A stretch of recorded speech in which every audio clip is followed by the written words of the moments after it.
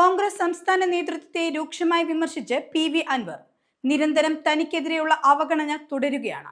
4 മാസത്തിൽ അധികമായി തൃണമൂൽ കോൺഗ്രസിന്റെ ഘടകകക്ഷിയാക്കണമെന്ന് ആവശ്യപ്പെട്ട് UDF-ന് കത്ത് നൽകിയിട്ട് അതിന് ഇതുവരെ തീരുമാനമായിട്ടില്ല.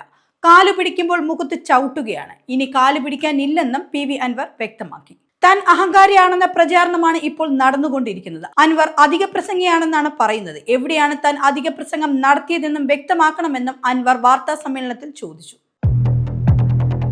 +1 പ്രവേശനത്തിന് മുന്നോടിയായി അപേക്ഷകർക്ക് ട്രയൽ അലോട്ട്മെന്റ് പരിശോധിക്കാനും തിരുത്താനും ഇന്ന് വൈകുന്നേരം 5 മണി വരെ സമയം അനുവദിച്ചിട്ടുണ്ട്.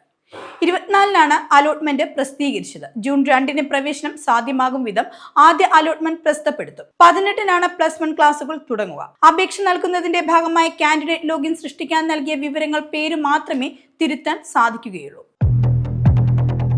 അട്ടപ്പാടിയിൽ ആദിവാസി യുവാവിനെ കെട്ടിയിട്ട് മർദ്ദിച്ച കേസിലെ പ്രതികൾ പിടിയിൽ. കോയമ്പത്തൂരിൽ നിന്നാണ് പ്രതികളെ പോലീസ് അറസ്റ്റ് ചെയ്തത്.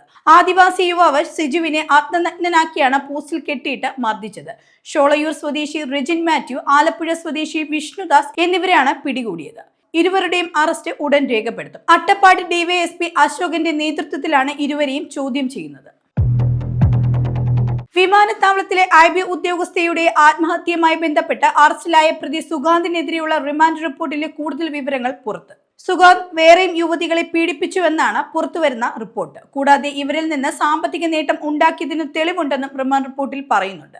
അറസ്റ്റിലായ സുഗാന്തിനെ ജൂൺ 10-ാം തീയതി വരെയാണ് റിമാൻഡ് ചെയ്തിരിക്കുന്നത്. ഇയാളെ ഒളിവിൽ പോകാൻ സഹായിച്ച അമ്മാവനെ കേസിൽ 2-ാം പ്രതിയാക്കി ചേർത്തിട്ടുണ്ട്.